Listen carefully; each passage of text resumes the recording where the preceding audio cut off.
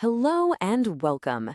Today, we're going to talk about a really powerful and often overlooked feature that's hiding in your spreadsheet program. It's a fantastic tool designed to summarize huge amounts of data in just a few clicks. So let's get started and master the Subtotal tool. Have you ever had that feeling you open a spreadsheet and you just feel a bit lost? You have rows and rows and rows of data, maybe hundreds of them, and you need to make sense of it all. It can really feel like you're drowning in numbers, isn't it? But what if I told you there's a feature, a kind of secret tool that's already built right into your spreadsheet software, and it's designed to solve this exact problem? A tool that can bring order to all that chaos with just a few simple clicks.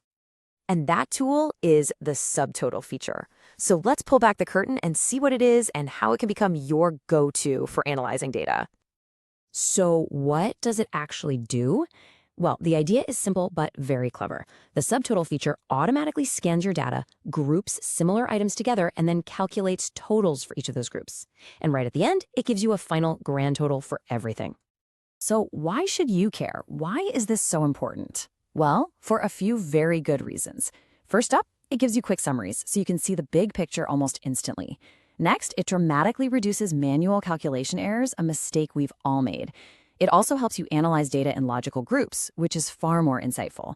And honestly, the best part, it simply saves you a tremendous amount of time.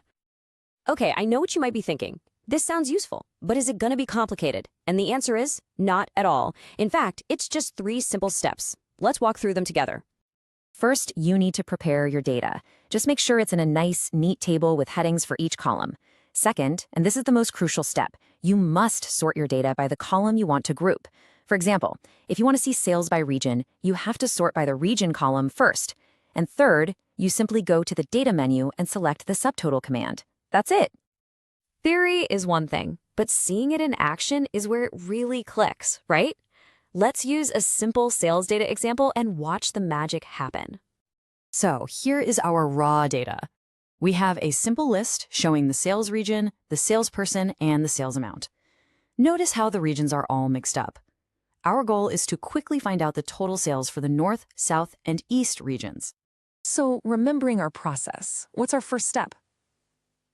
Exactly. We select all our data and sort it by the region column. Once that's done, we just apply the subtotal command. Let's see what that looks like.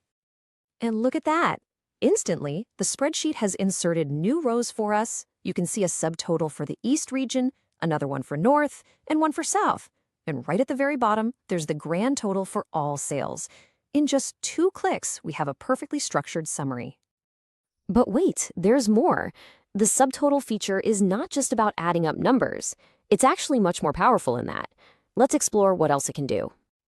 You see, when you apply the subtotal, you can actually choose from many different functions. For instance, you could find the average sale for each region, or you could count how many sales were made. You can even find the highest or max sale and the lowest or min sale in each group. It's incredibly flexible. This brings us to a really crucial point: understanding the difference between a simple total and a subtotal. A total is usually just one number at the very end of your data, but a subtotal gives you these mini summaries for each group within your data, plus that final grand total. It paints a much richer picture of what's going on. All right, let's wrap up by highlighting the key points you need to remember so you can use this feature effectively every single time. First, and I cannot say this enough, your data must be sorted correctly before you do anything else. This is the golden rule. Second, you can create subtotals within subtotals for more complex reports. This is called nesting. Also, look for the small plus and minus symbols that appear on the side. These let you collapse and expand your groups, which is great for switching between a high-level summary and the full detail. And finally, remember that it's dynamic. If you change a number anywhere, all the subtotals and the grand total will update automatically.